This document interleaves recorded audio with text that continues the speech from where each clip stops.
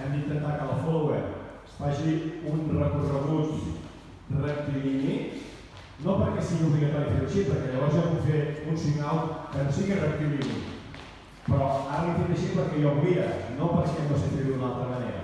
Per treballar això hem afegit avui un pas que es diu el basket, que consisteix en fer aquest recorregut davant darrere de la follower, d'acord?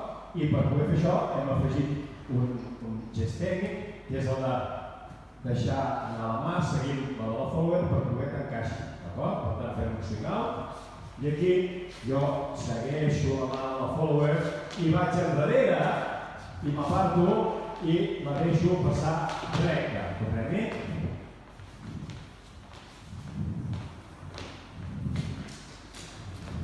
Espero i ara 5, 6, 7, 8. D'acord?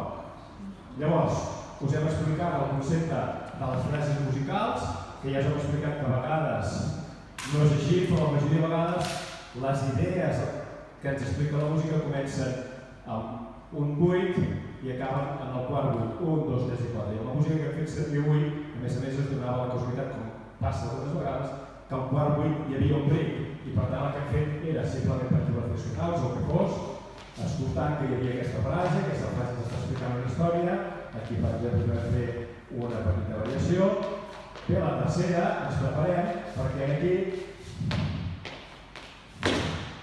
preparem 5, 6, 7 i 8 i tornem a arrencar, d'acord?